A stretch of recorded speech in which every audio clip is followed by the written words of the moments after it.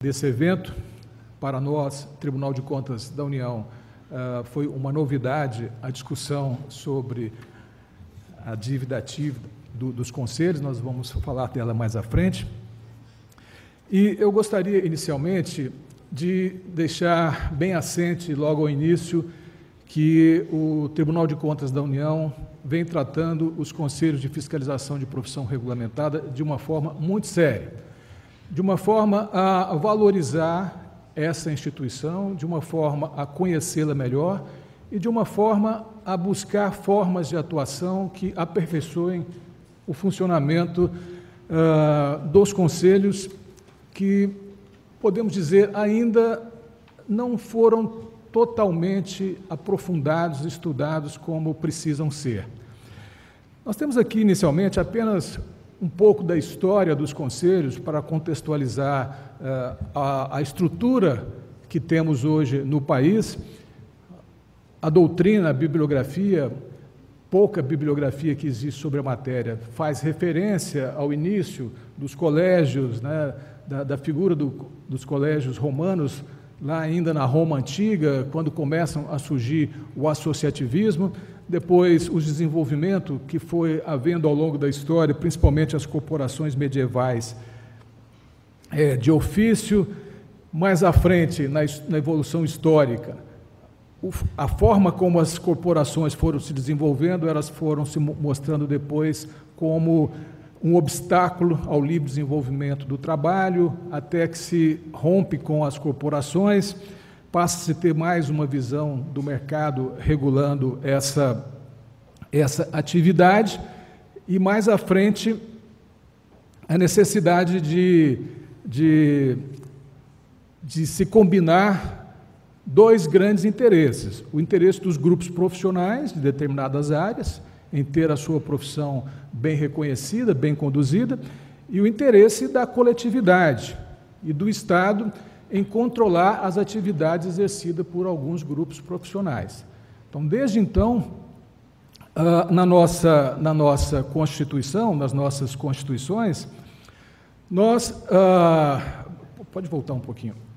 Nós passamos, na Constituição de 1824, de uma plena liberdade do trabalho, a Constituição de 1891 mantendo a plena liberdade, de forma que não havia nem regulação, aqueles que praticavam a medicina, aqueles que praticavam ofícios relacionados à engenharia, o exerciam livremente, e começa com a Constituição de 1934 a haver previsão constitucional e o interesse em regular o exercício das profissões baseado na demonstração de capacidade técnica que a lei viesse a estabelecer.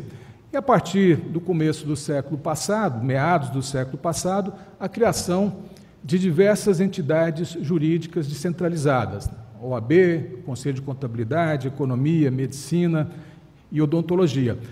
E a nossa Constituição de 1988 vai, então, trazer as bases que hoje encontramos para entender a regulação pela qual as profissões são exercidas e fiscalizadas pelos conselhos, ao mesmo tempo em que também vai se ter a base da compreensão entre a relação entre a União, o Estado e essas entidades. Consequentemente, hoje nós temos que o exercício dessas prescrições constitucionais tem sido realizadas pelos conselhos como uma delegação da União para que essas entidades, como vamos ver, já pacificamente reconhecidas, autarquias sui generis, autorreguladas, possam efetivamente ser postas em funcionamento. O que nós observamos é uma miríade de legislações. Nós temos para cada conselho uma legislação e uma ampla desuniformidade na forma como essas legislações abordam cada conselho.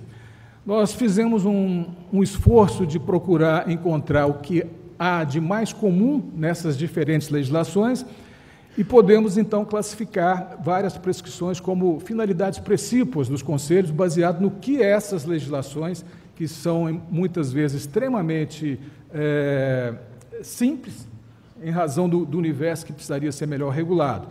Então, funções, finalidades, princípios dos conselhos: orientar, supervisionar, fiscalizar, disciplinar o exercício da profissão, zelar pelo prestígio e bom nome da profissão e dos profissionais que exercem, organizar e manter o registro profissional, examinar reclamações, representações, representar as autoridades competentes, e muitas vezes nós, Tribunal de Contas da União, estamos sendo frequentemente representados por ex-conselheiros, por funcionários, sobre irregularidades na gestão dos conselhos. Muitas vezes a legislação menciona o conselho funcionando como órgão de consulta do governo e atuar em colaboração com entidades de classe, escolas e faculdades. Então, esse é o panorama. Pouco se fala de uma função extremamente relevante dos conselhos, que é a função de normatizar o exercício profissional. E, ao normatizar esse exercício profissional, os conselhos, ao mesmo tempo em que regulam o desempenho da profissão, eles vão regular também que tipo de serviço a população pode obter das profissões. Ou seja, muito do que a população pode obter da profissão de medicina, arquiteto, engenheiro, advogado, etc., pode estar sob a regulação dos conselhos. Se nós podemos ter esse serviço ou não, depende. O profissional pode prestar esse serviço? Sim. Ele não pode prestar? Significa que a população também não pode recebê-lo.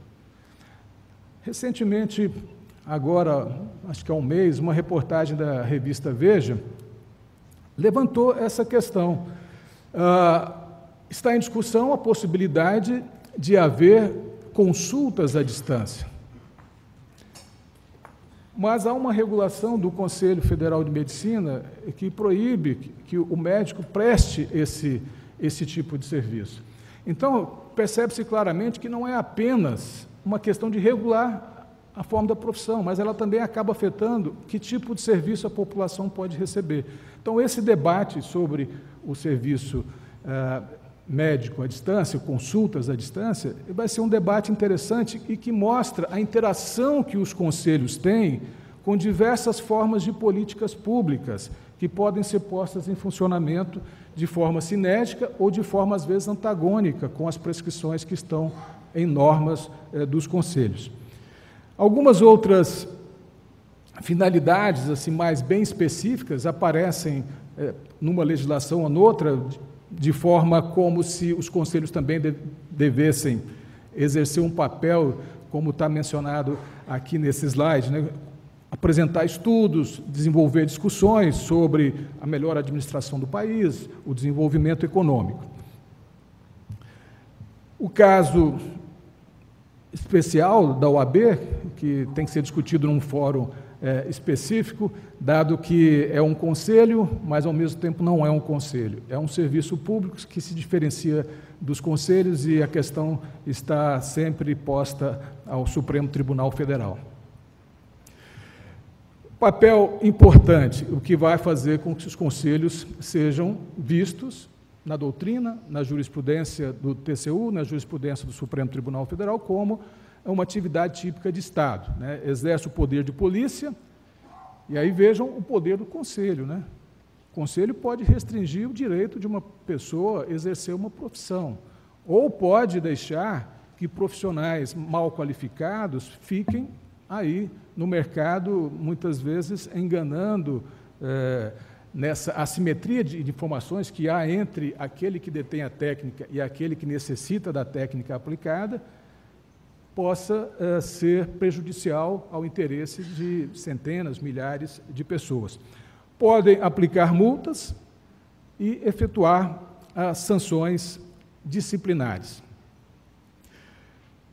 A maior parte dos recursos oriundos de anuidades e taxas, a doutrina, a jurisprudência reconhece como sendo a anuidade um tipo de tributo, um tipo de contribuição, e são qualificados como recursos públicos, embora haja aqui e ali alguma divergência, mas majoritariamente recursos públicos. Tem inúmeros privilégios jurídicos e judiciais que já foram aqui abordados, creio pelo professor Heleno Torres, serão abordados por outros profissionais da área mais bem informados sobre essa matéria, mas o que chama atenção, e é um passo mais à frente que será falado, a execução fiscal, né? Seguem a execução fiscal.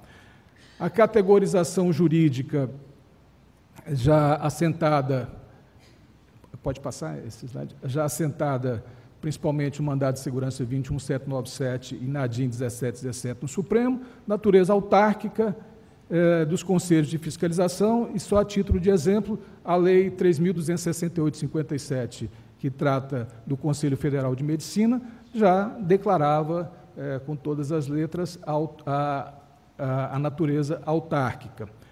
O TCU, já de há muito tempo, tem jurisprudência consolidada sobre a natureza autárquica dos conselhos, como gerenciadores de recursos de natureza parafiscal. O acórdão paradigma que nós trazemos aqui é o acórdão 341 de 2004. Consequentemente, tem sido demandado dos conselhos que, no uso, na gestão de recurso público, na sua atividade, observem princípios constitucionais, principalmente a moralidade, a impessoalidade, né, o concurso público, a regra de licitação. Então, uma questão que está aqui, na qual o Tribunal de Contas da União não vem se imiscuindo de forma mais incisiva, sobre o regime jurídico dos servidores, que é uma matéria que vai ser decidida pelo Supremo Tribunal Federal. E, mais recentemente, durante um tempo, o Tribunal optou por questões de estratégia e de alocação de recursos em não receber as prestações de contas dos conselhos ordinariamente. Posteriormente, o Tribunal retomou essa função. E, recentemente, num debate no plenário, um dos nossos ministros mencionou que, possivelmente, esse gap em que os conselhos ficaram sem apresentar a prestação de contas regularmente ao tribunal, talvez tenha contribuído para gerar um pouco de desorganização na gestão e a incidência de um número maior de irregularidades. Então, os conselhos voltaram a prestar contas ao tribunal, só que, doravante, o TCU, por questão de estratégia, alocação de recursos, define anualmente qual conselho irá passar por um processo de julgamento de contas, e, não obstante, todos os conselhos tenham que apresentar os seus relatórios de gestão. A submissão, então, dos conselhos ao TCU, para fins de controle externo, ela está bem pacificada, não há dúvida a respeito. Dúvida há com relação ao AB, matéria também que está no Supremo Tribunal Federal. Pode passar esse outro slide também. Então, chegamos, com esse contexto, a trabalhos mais recentes elaborados pelo TCU. Há alguns anos, o tribunal começou a procurar avaliar transparência de diversos órgãos da administração pública e transparência também nos conselhos.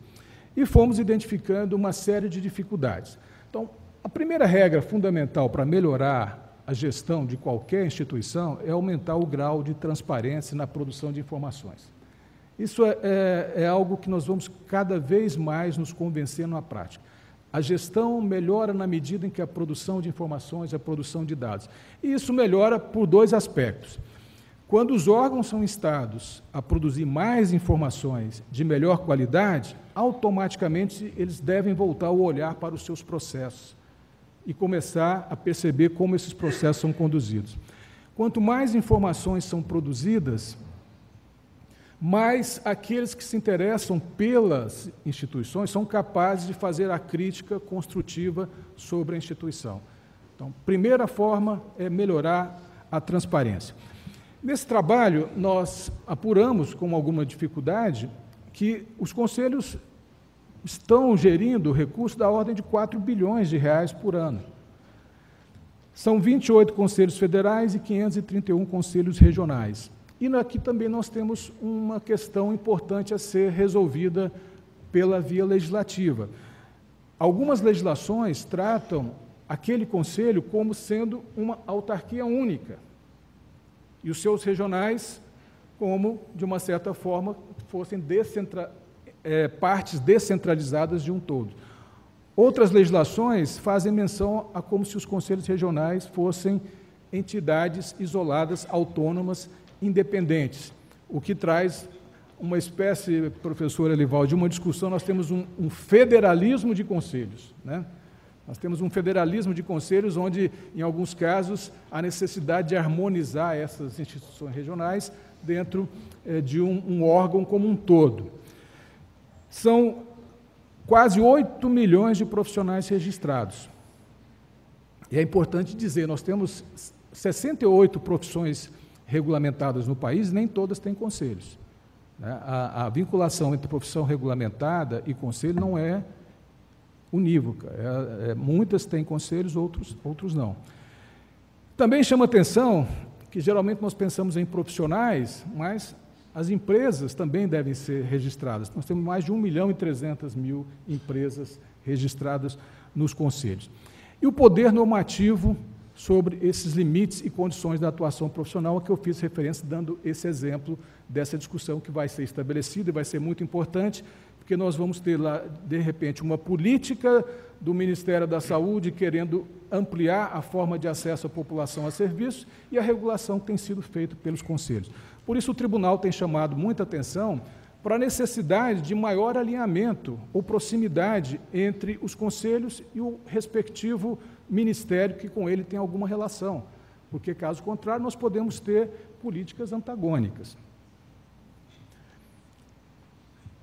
Um trabalho mais recente, cuja votação final será encerrada amanhã no plenário do tribunal, é o trabalho mais extenso que o Tribunal de Contas da União já fez sobre os conselhos e que faz uma espécie de arremate de tudo que já vem sendo discutido, nos dá um amplo diagnóstico sobre as questões que precisam ser enfrentadas.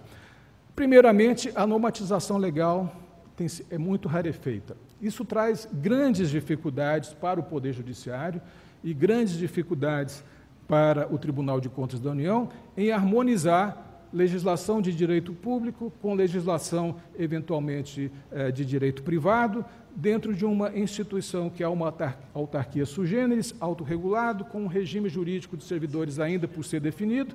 Isso gera ações e discussões dentro do Tribunal de Contas da União, e esse diagnóstico que está sendo feito vai propiciar a possibilidade de uma discussão mais sensata e mais organizada, que possa dar um marco normativo futuro bem alinhado à compreensão do papel dessas instituições dentro do Estado brasileiro. Encontramos vários problemas de autocontrole, né? A autogestão, muitas vezes, ela é capturada, ela não funciona. Então, nós temos modelos previstos em autogestão que podem funcionar muito bem dependendo da ética vigente naquele local, ou ela pode não funcionar muito bem. Eu me lembro de uma discussão, o professor Reinaldo falando do filho dele sobre, esse que está escrevendo sobre federalismo fiscal, que quando se discutia o federalismo na década, no Império, no Brasil, os defensores do federalismo sustentavam que isso daria mais autonomia aos estados. E alguns críticos diziam que isso só iria aumentar o poder da oligarquia local. Então, a mesma proposta, ela depende muito de como funcionam cada instituição para fins de saber se o modelo é bem aplicado. Detectamos, né, a inexistência da supervisão ministerial da delegação dessa competência. Se é uma delegação da União para uma entidade exercer um poder de polícia, arrecadar tributos, impor sanções, de algum modo, o poder público tem que supervisionar, tem que acompanhar. Logicamente, a mesma forma de supervisão que se aplica a uma entidade diretamente vinculada ao Ministério não é a mesma forma de supervisão que se vai aplicar aos conselhos. Tem que se avaliar a melhor forma, respeitando essa natureza intrínseca do conselho, que é a sua autorregulação, a escolha do seu corpo dirigente pelos próprios associados. Um debate, e infelizmente o TCU vive às voltas com denúncias e representações sobre problemas envolvendo verbas indenizatórias, diárias, verbas de representação, auxílio, jeton. É uma questão mal resolvida ainda no âmbito de muitos conselhos, e nós esperamos que estejamos próximos de tentar colocar uma baliza nesse ponto, porque o que nós gostaríamos de passar é um passo adiante, a discutir a melhor organização, a melhor governança, o melhor cumprimento das suas finalidades, trazer mais informações à sociedade para saber o que o Conselho pode ajudar, do que ficarmos efetivamente discutindo pequenas denúncias de irregularidade na gestão dos conselhos, que já deveriam estar, de algum modo, há muito tempo mais profissionalizados, para exercer essa função de interesse público tão bem assentada na doutrina e na jurisprudência. E avaliamos também, ainda num caráter inicial, que irá ser aprofundado no futuro, a insuficiência das atividades fiscalizatórias. Os conselhos ainda, pelas informações preliminares, e não podemos falar assim, eu menciono conselhos apenas para facilitar a narrativa, mas não se pode falar, cada conselho tem uma distinção, mas, de modo geral, a atividade fiscalizatória é baixa em relação àquilo que se poderia esperar. O planejamento da fiscalização, número de fiscais dedicados ao trabalho, uma estratégia de fiscalização, isso ainda não é muito claro. Se existe em alguns lugares, ela não é claramente exposta. Precisamos avançar nesse ponto. E, por fim, um problema que ainda não havia sido bem dimensionado pelo tribunal, porque, de certa forma, também não é assim a questão mais afeta a ação do tribunal, mas nos foi trazido pela conselheira Daldice, que apenas também serve para mostrar a conexão que há entre essas instituições, autarquias sui generis, com outras áreas do setor público.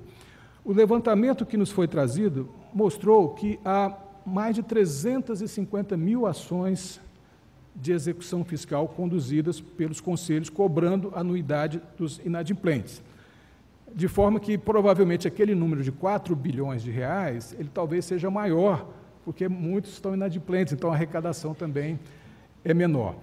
E, em alguns tribunais, como já vai ser mais bem discutido, se já não foi, os conselhos competem, ou são até maiores executores do que a própria União. Então, de alguma forma, nós temos que entender esse processo. A partir do trabalho, do levantamento que foi trazido pelo CNJ, nós solicitamos, e foi aprovado pelo plenário, a realização de uma auditoria para tentar compreender como os conselhos fazem a cobrança dos inadimplentes e, em conjunto com o CNJ, em conjunto com o Fórum dos Conselhos Federais e outras instituições, eu apenas ouvi de longe a palestra do professor Heleno Torres, que toca no assunto, encontrar uma forma de deixar de judicializar e propiciar que essa gestão dos inadimplentes seja feita de forma com maior segurança jurídica por parte dos conselhos, com avaliação melhor de gestão, de como isso pode ser melhor tratado, e o que nós vamos procurar nessa auditoria é compreender, fazer um diagnóstico e recomendar, novamente, juntamente com o CNJ e com os conselhos, os encaminhamentos possíveis. Talvez alguma coisa possa passar por alterações legislativas. Mas o que não se pode conviver mais é que a judicialização é o caminho natural. Quer dizer, judicializo, não tenho mais o problema. Isso acontece no âmbito da União, por exemplo, com as chamadas tomadas de contas especiais, né? Abro uma tomada de conta especial, não tenho mais problema, cumpri a minha parte. As pessoas apenas esquecem. Nós temos uma grande parte a fazer em não gerar a tomada de contas especial. Nós temos um trabalho grande a fazer, tudo que é possível se fazer para não se gerar uma ação de execução fiscal.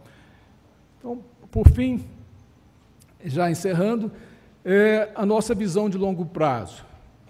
Propiciar às instituições do Estado e aos milhões de profissionais e milhares de empresas meios de avaliar se os conselhos cumprem adequadamente seu papel e aplicam corretamente os recursos das anuidades, que são obrigatoriamente pagas. E aí pode-se encerrar. Os conselhos não são sindicatos, os conselhos não são associações profissionais. Os conselhos não existem para defender os interesses dos profissionais. Os conselhos existem para que a profissão seja bem exercida, para que os profissionais sejam reconhecidos e se sintam reconhecidos pelo bom exercício da sua profissão e para garantir que a população esteja diante de profissionais bem qualificados e reduza a assimetria de informação que há entre o médico e o paciente, entre o engenheiro, entre o corretor, entre o economista, o administrador e aquele que contrata o seu serviço. Essa regulação ela precisa ser bem feita, bem conhecida pelos conselhos, para que todos que trabalham nos conselhos também se sintam reconhecidos por trabalhar em instituições cada vez mais rígidas e que sejam bem conhecidas pela sociedade. Essa é a visão de futuro do TCU sobre os conselhos e nós estamos dando alguns bons passos a partir também desse trabalho que vamos realizar junto com o CNJ. Muito obrigado.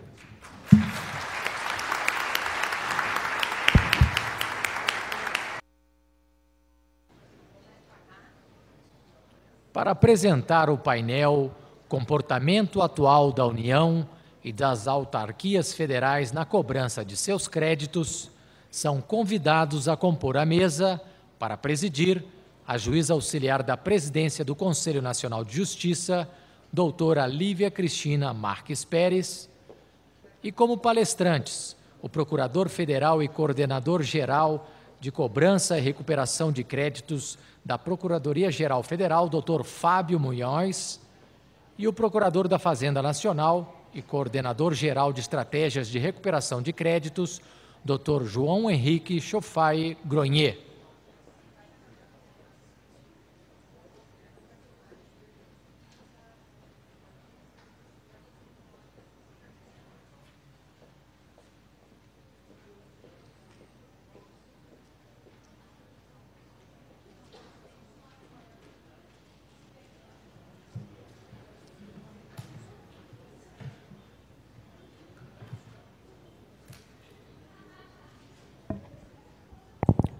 Com a palavra, a doutora Lívia Cristina Marques Pérez. Boa tarde a todas as pessoas aqui presentes. Conselheira Daldice, queria saudar novamente, ela já foi saudada amplamente aqui, mas saudá-la novamente.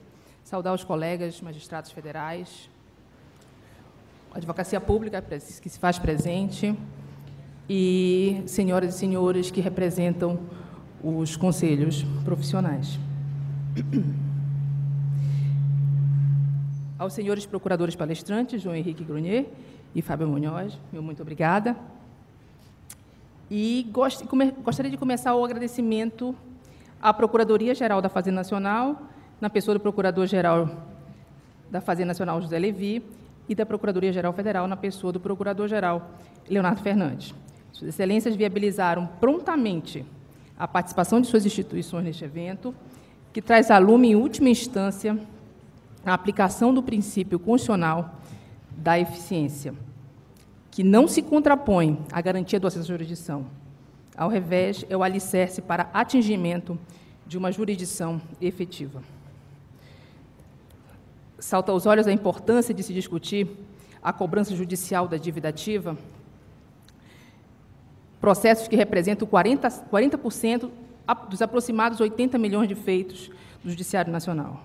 Discussão que deve abarcar meios mais eficazes de recuperação do crédito, pois os executivos fiscais são os feitos que congregam a maior taxa de congestionamento do Poder Judiciário, que já foi amplamente falado neste evento pela parte da manhã.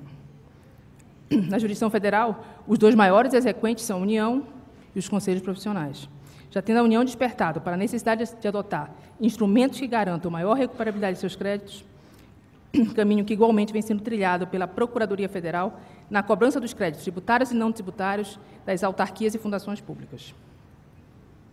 Problemas que prejudiquem a atuação estatal devem ser detectados e soluções que os debelem devem advir primordialmente da cooperação entre entes e órgãos públicos para equilíbrio, desenvolvimento e do bem-estar nacional, como já preconizada pelo artigo 23, parágrafo único da Constituição, no tocante à cooperação federativa entre os entes da Federação.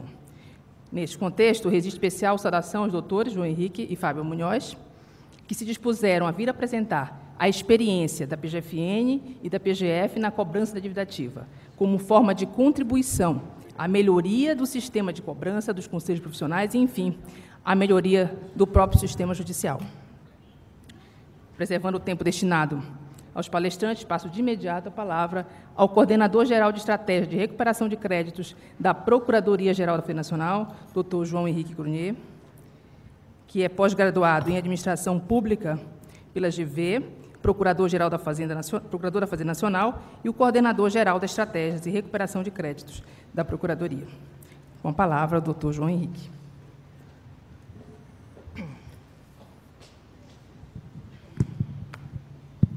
Bom, senhores e senhoras, boa tarde. Doutora Lívia, muito obrigado pelo convite. É uma enorme satisfação estar aqui nesse auditório, ao convite do CNJ. É uma outra grande honra também ombrear com os colegas da Procuradoria Federal, nessa dura missão de, no Brasil, ser credor. E o que eu me propus a fazer aqui hoje é tratar das iniciativas da Procuradoria-Geral da Fazenda Nacional no que toca à cobrança do crédito inscrito em dívida ativa. Vou fazer numa primeira parte um rápido panorama e depois estabelecer 3 pontos importantes que a gente tem trabalhado. Bom, cenário anterior, e aí eu me refiro a 2016, ou seja, é um passado não muito distante. A nossa realidade fática era a seguinte: cobrança essencialmente centrada na execução fiscal, que significa dizer que todos os créditos que eram inscritos em dívida ativa e não pagos acima de R$20 mil eram reunidos em torno de um mesmo devedor, quando possível, e, portanto, viravam uma execução fiscal no judiciário. Em 2016, a gente ajuizou mais do que 240 mil execuções fiscais, que é um número assombroso. A gente tinha à nossa disposição reduzidos mecanismos de cobrança administrativa, ou seja, a gente compelia administrativamente o devedor a pagar só por meio da certidão negativa e por meio da inscrição do CADIM, que não era muito eficaz. Isso significava que um alto volume de processos tramitava no judiciário, o que os onerava, mas também onerava a Procuradoria da Fazenda. E, como consequência, a má priorização do estoque, ou seja, processos de 20 mil, 30 mil, 1 milhão, 100 milhões eram tratados quase que da mesma maneira, porque a gente não tinha capacidade gerencial para tratar aquela massa de execução fiscal que os juízes nos mandavam e que, naturalmente, a gente depois devolvia para eles. A consequência disso tudo, lá em 2016, se vocês pesquisarem na internet, não é tão difícil de achar, são críticas que envolvem a ineficácia do órgão da Procuradoria na cobrança do seu estoque. E aí eu trago alguns dados sobre a nossa carteira. Bom, a gente hoje tem inscrito em dívida ativa 2,2 trilhões de reais. Isso é 1/4 do PIB. São créditos não previdenciários, ou seja, tributários não previdenciários, previdenciários, não tributários, como multas administrativas, e o FGTS, a contribuição social. Agora, seria, eu acho, que equivocado dizer que essa carteira é inteiramente recuperável, e a gente vai ver como é que a gente superou isso. E um outro dado que assombra é o seguinte: dessa carteira que eu disse de 2,2 tri, 1% desses devedores, ou seja, uma ínfima parte, são considerados grandes devedores. Esses grandes devedores, ou seja, aquele que deve mais do que 15 milhões de reais, que não é pouco, eles são responsáveis por 62% do estoque. Olha a diferença, então, do que a gente deve priorizar. E isso acendeu uma lâmpada lá para a gente. Olha, o que precisa ser, então, priorizado? Onde que eu vou alocar a nossa força de trabalho? Onde que a gente vai colocar a nossa massa humana? Os nossos procuradores da Fazenda Nacional? E onde que a gente vai demandar ao judiciário mais atenção? Digo, uma priorização igual. Não adianta querer priorizar um estoque desse de uma maneira equivalente. São duas coisas, ou melhor, é uma variedade de coisas que tem lá na execução fiscal. Foi então que nasceu o novo modelo de cobrança da Procuradoria, em vigor desde 2016. E aí eu chamo a atenção para o seguinte fato: vivemos na Procuradoria, ou melhor, acho que eu posso estender isso para o Brasil, se não para o mundo, vivemos tempos revolucionários. A gente está tentando, é claro que isso é um processo, não é imediato, estamos tentando mudar o nosso conceito de demandar créditos do devedor. E isso foi fundamental em razão das críticas de ineficiência. E aí eu assento esse fato no seguinte tripé: a gente trabalhou a inteligência fiscal, que é a utilização de ferramentas de Big Data na cobrança da dívida ativa da União, e eu vou detalhar, não se preocupem, como isso aconteceu. A gente também trabalhou o fortalecimento de mecanismos de cobrança na medida em que colocar todo tipo de crédito dentro de uma execução fiscal e demandar ao judiciário não era a maneira mais eficaz de fazer. Então, a gente fortaleceu outros mecanismos de cobrança, e a gente vai tratar aqui cada um deles, e uma revisão, por fim, dos processos de trabalho, para tornar os processos de trabalho mais eficientes. Isso foi fundamental. Bom, na inteligência fiscal, que é a área que fica lá sob a minha coordenação mais direta, mas ela também acontece no âmbito regional, estadual e seccional, ou melhor, dos municípios, algumas estratégias foram muito importantes. E a primeira delas, que eu acho que foi, talvez, a que mais permitiu outras formas de cobrança, que mais permitiu esse método revolucionário de cobrança, foi o rating dos devedores. Naquela carteira de 2,2 tri, a gente criou uma metodologia para classificar os devedores. Ou seja, há devedores que têm uma alta capacidade de pagar esse crédito, são os devedores adicionais, são os devedores que estão discutindo débito na justiça e, portanto, mais cedo ou mais tarde, vão pagar porque operam. A gente tem um outro tipo de devedor, que é aquele cuja recuperação do seu crédito ela é média, que é o B. A gente tem um terceiro tipo de devedor, que a chance de recuperar ela é baixa. E, por fim, um quarto tipo de devedor, cuja chance de recuperar, ou seja, a chance de recuperar o crédito inscrito em seu desfavor é nenhuma. Ou seja, esse crédito é irrecuperável. E chegar a essa conclusão, por mais tormentosa que fosse, porque isso representa 45% no estoque, quando eu falo que são 2,2 tri em jogo, e eu falar que 45% desse estoque, o que dá 1 tri, é irrecuperável, isso assombra. Mas quando reconhecer isso é fundamental para eu poder recuperar o A e o B. Dizer que eu não quero tentar, ou seja, não quero gastar força com aquilo que é recuperável, é honesto. É honesto com a gente, que está com o credor, com o nosso patrocinador, obviamente, que é a União, e com o judiciário. Isso foi fundamental. A partir disso aqui, a gente conseguiu criar estratégias de cobrança, afinal de contas, cobrar de um devedor A diferente de cobrar de um devedor B, que é diferente de cobrar de um devedor C e D. Se é que no D a gente vai fazer alguma atividade, mas assim a gente vai chegar lá. Mas essa parte foi fundamental. O rating do devedor representa o grau de recuperabilidade do crédito e define a estratégia, em cima de uma régua de cobrança. A gente tem uma norma de execução que estabelece o que precisa fazer administrativamente e judicialmente para cobrar de cada um desses devedores aqui. São estratégias diferentes, natural. Bom, uma segunda parte dentro da inteligência fiscal pressupõe o monitoramento patrimonial eletrônico. E o que isso significa? A gente precisa trabalhar com dados, ou seja, com massa de dados, com informações eletrônicas que a gente já tem à disposição da Receita, que são titularizados pela Receita Federal. A gente, cruzando esses dados, a gente consegue mapear o patrimônio, a atividade econômica de cada devedor desse, para cada vez ser mais eficaz na cobrança. Isso foi fundamental. Então, o monitoramento patrimonial permite a localização de indícios de bens, direitos e atividade econômica. Não que eu não dependa mais do oficial de justiça para fazer isso, é claro, o oficial de justiça tem seu papel fundamental nisso. Agora, eu conheço os bens do devedor, porque eu tenho os dados da Receita Federal. Somos união, somos ente, nada mais natural, então, que eu usar disso para poder constritar ou, eventualmente, recuperar esse crédito inscrito em dívida ativa. Agora, esse monitoramento patrimonial, ele condiciona o ajuizamento também. E essa é a virada. Eu não só ajuizo aquilo que não foi pago, eu só ajuizo hoje em dia, na Fazenda, isso já é uma realidade, a gente só ajuiza aquilo em que eu identifico previamente, lá dentro da minha casa, lá dentro da Procuradoria, um indício patrimonial ou econômico relevante, porque do contrário eu não preciso da execução fiscal. A execução fiscal, que não pressupõe patrimônio, não é uma execução fiscal, é um processo que já nasce fadado ao insucesso. E também esse monitoramento patrimonial nos orienta, ou seja, orienta a estratégia de cobrança. É claro que um devedor que manifesta uma atividade econômica X merece uma estratégia de cobrança para aquele setor. E a gente, setorizando todos esses devedores, a gente tem muito mais eficácia na recuperação desse crédito. Um ponto também muito interessante foi, uma conquista da Procuradoria, foi a implantação do nosso lab, do nosso laboratório. O laboratório, mal comparando, me perdoem a comparação, é como se fosse a nossa Fórmula 1 dentro da Procuradoria. É ali onde a gente faz os testes, executa a base de dados, faz ensaios, para quê? Para poder proporcionar para as unidades da ponta ou seja, os casos de sucesso. O nosso laboratório é como se fosse o nascedor das nossas grandes ideias. Hoje ele funciona lá dentro aqui no órgão central, lá sob a minha coordenação.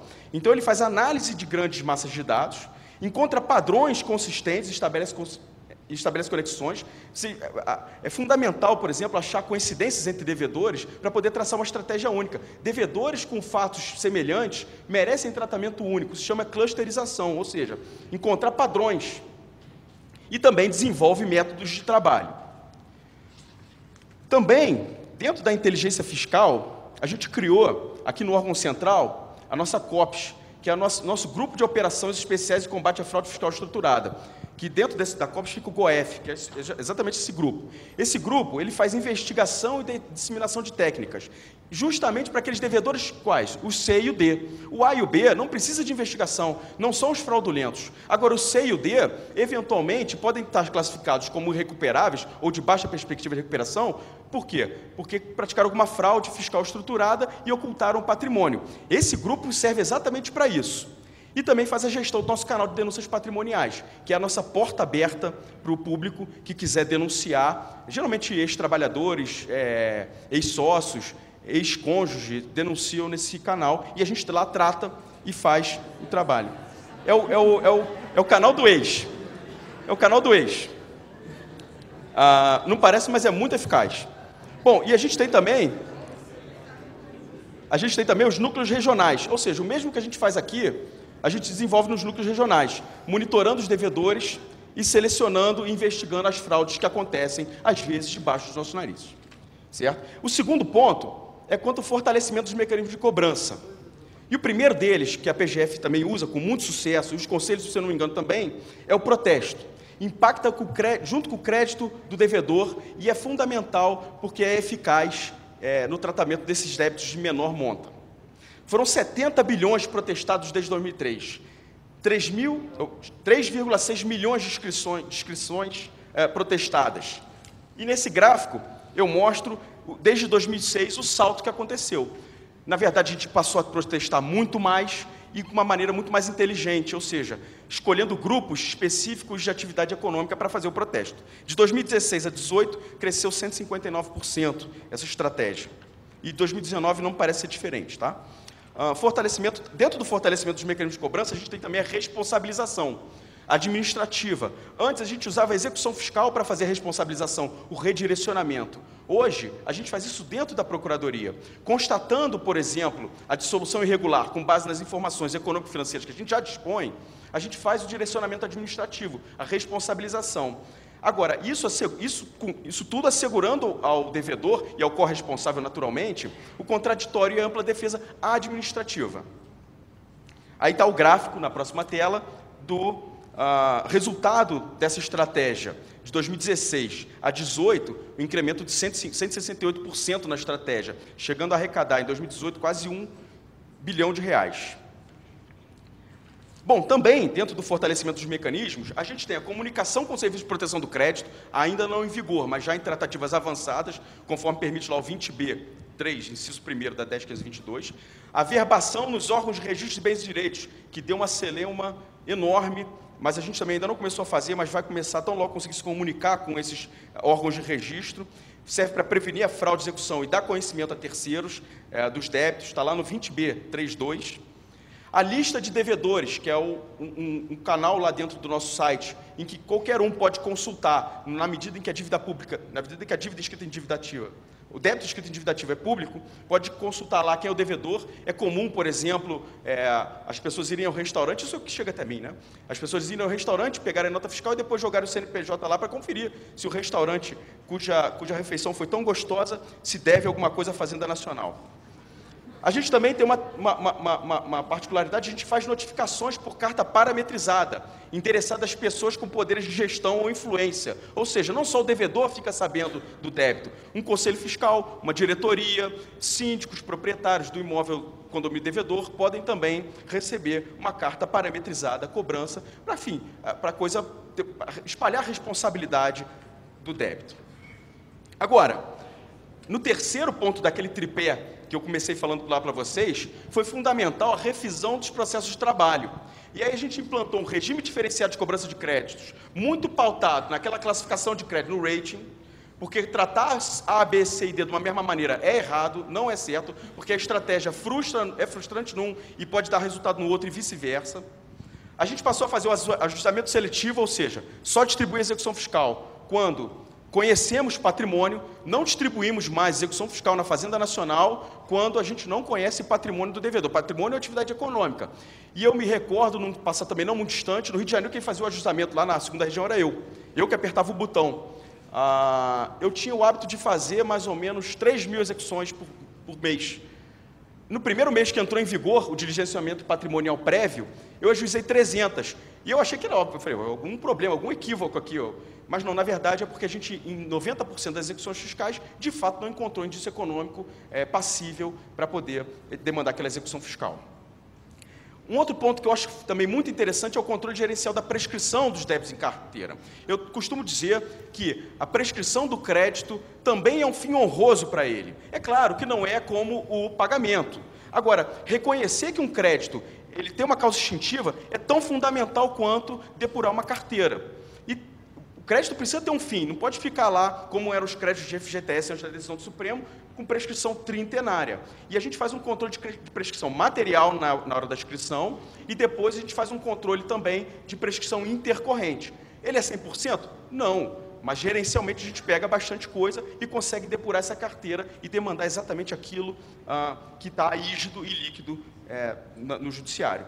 A gente também tem lá umas hipóteses. A União tem umas hipóteses de não inscrição para evitar litigiosidade, a exemplo dos casos em que há decisão consistente, jurisprudência formada do STJ e do STF, a gente não escreve nessas hipóteses, isso também é fundamental para a nossa rigidez da carteira.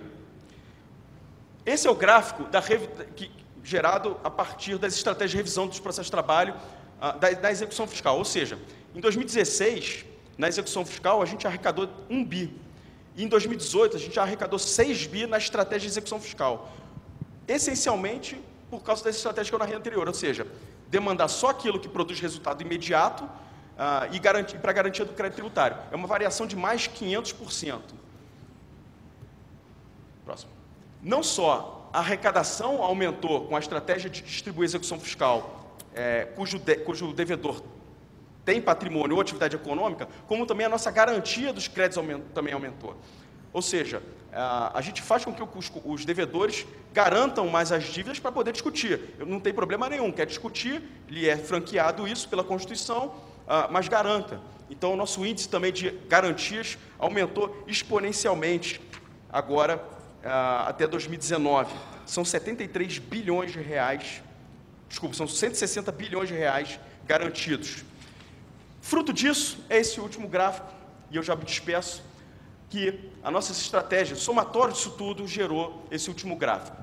Em 2016, 15,2 bilhões de arrecadação, recuperação de créditos na Fazenda Nacional, 27,4 em 2017, foi um ano um pouco atípico, porque a gente teve também parcelamentos cuja prestação inicial era um pouco mais elevada, que gerou uma arrecadação um pouco sensivelmente maior, e 2018, 24 bilhões de reais, que é um pouco menos do que o dobro de 2016. 2019, sinais de que manteremos a nossa atividade primordial nesse mesmo patamar. Bom, senhores, muito embora rapidamente, esse é o nosso novo modelo de cobrança. No próximo slide tem o meu e-mail, fiquem à vontade para mandar, se quiser fazer uma outra rodada de conversa. Eu estou inteiramente à disposição e, mais uma vez, muito obrigado pelo convite.